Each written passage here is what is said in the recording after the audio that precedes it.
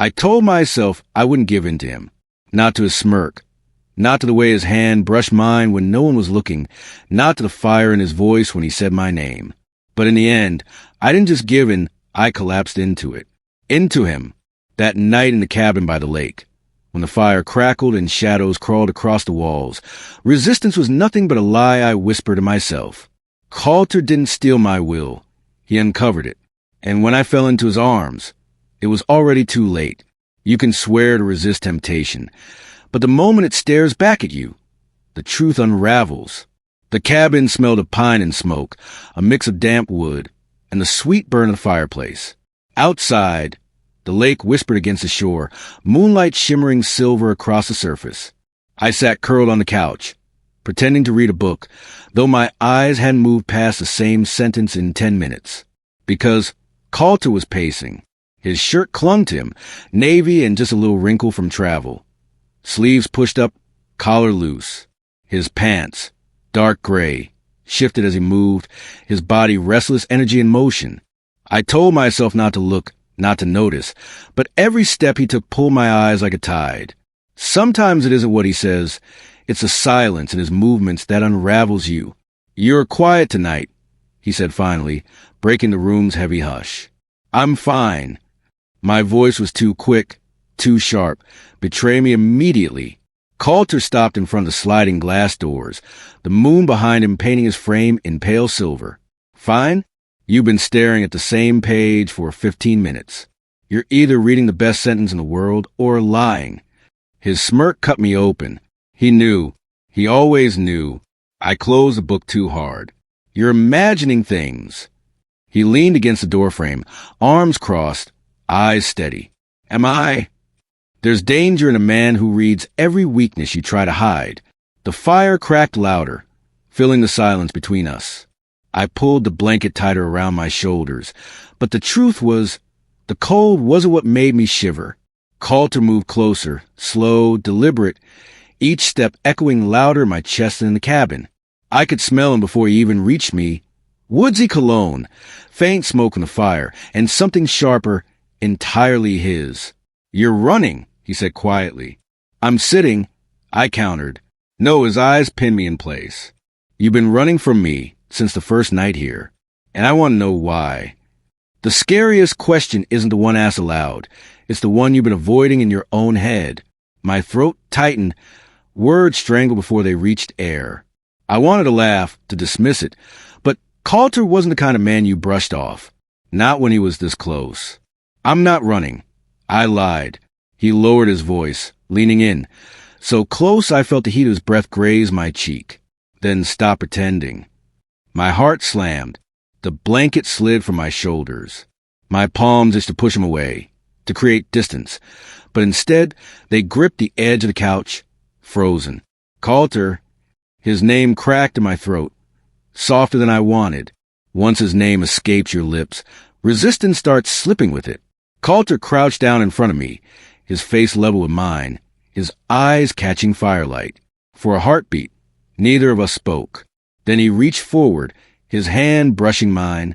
The contact was small, almost nothing. But my chest betrayed me, rising too fast, pulling in air like I'd been drowning until now. "You're not afraid of me," he murmured, reading my pulse with a single touch. "You're afraid of wanting me." My grip faltered. My body betrayed me. He was right.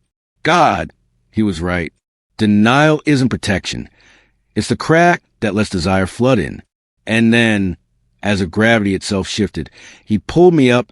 His strength was effortless. But what broke me was a certainty in it, like I was meant to fit there, standing inches from him. His hand lingered at my arm, steady, grounding, yet filled with a question he hadn't spoken yet. I met his eyes, firelight flickering inside them, and for the first time, I didn't look away. The words rose in me, trembling, betraying, unstoppable. "I swore I'd resist you." My voice fell to a whisper. "But I can't." The moment you admit the truth is the moment everything changes. Colter didn't move. Neither did I. The fire popped. The lake whispered outside. But inside that cabin the world narrowed to the space between us. His hand slid higher, resting on my shoulder, warm, steady, unshakable. "Say it again," he murmured. My breath caught. "Say what?" "That you can't resist me." His voice was a dare, sharp edges wrapped in velvet. I swallowed, chest tight, my body trembling with the truth I had no strength to fight anymore. "I can't." The smirk vanished. What replaced it was hunger. And the second I admitted it, he claimed the space between us. Confession isn't weakness. It's the spark that sets everything on fire. His lips crashed into mine, not gentle, not testing, demanding. And I let him. The taste of him was smoke and heat and everything I'd been running from.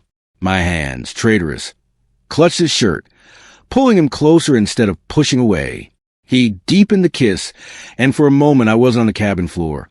I was falling weightless, only to land in him. When he pulled back, his forehead rested against mine, both of us breathless. "Tell me I was wrong," he whispered, though he knew the answer. I shook my head, lips brushing his. "You weren't. The kiss you swore would ruin you is the one that finally set you free." The blanket we'd abandoned earlier was still on the floor, but now it didn't matter. His body was heat against mine, more powerful than the fire roaring in the hearth. He pinned me gently against the couch, his hand braced aside my head, his eyes locked on mine like I was the only thing left in the world worth watching. "You drive me insane," he admitted, voice rough. "You think you're any better?" My laugh was shaky, broken between breaths. His smile curved, dangerous and tender all at once. "So stop resisting. It's not madness to want him. It's madness to keep pretending you don't."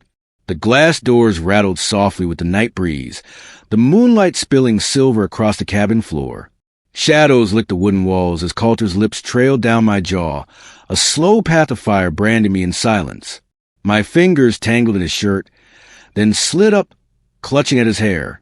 Every sound outside, crickets, the lake, the whisper of trees, faded beneath the sound of his breath mingling with mine. "I don't know how to stop," I admitted, words trembling out between gasps. "Good," he whispered against my skin. "I don't want you to." Sometimes surrender is the only truth left standing after the lies crumble. The room shrank again, the walls, the ceiling, everything drawing tighter until it was only him and me. Colter's hand slid to my chest, feeling the hammer in my heart, grounding me even as he threatened to undo me completely. "This is dangerous." I breathed. His gaze cut into me, steady and unflinching. "Then let's burn." That broke me. I crushed my lips against his, harder this time, reckless, a fire against fire. The world outside the cabin could have ended, and I wouldn't have cared. Love doesn't whisper in safe places. It screams in the dark where no one dares listen. When we finally tore apart, both of us gasping, his hands framed my face like I was something fragile, though nothing about his touch felt uncertain. "You swore you'd resist," he said softly, eyes searching mine. "I did." My chest heaved. "And I failed." His thumb traced the corner of my mouth, the faintest smile tugging at his lips. "No, you didn't fail. You finally let yourself win." I closed my eyes, leaning into his hand, into the truth I'd been running from since the moment we'd arrived. Failure doesn't sting when it feels exactly like freedom. The fire dwindled to embers, but inside me a blaze raged higher than ever. The lake shimmered beyond the glass doors, quiet, eternal, the perfect witness to the storm that had finally broken loose. Colter pulled me against his chest, arms wrapping around me like a promise. And for once I didn't fight it. I didn't resist, because the truth was, I'd never stood a chance. And when I finally fell into his arms, it wasn't defeat. It was everything I'd been waiting for. The vow you break in the dark might just be the only one worth keeping.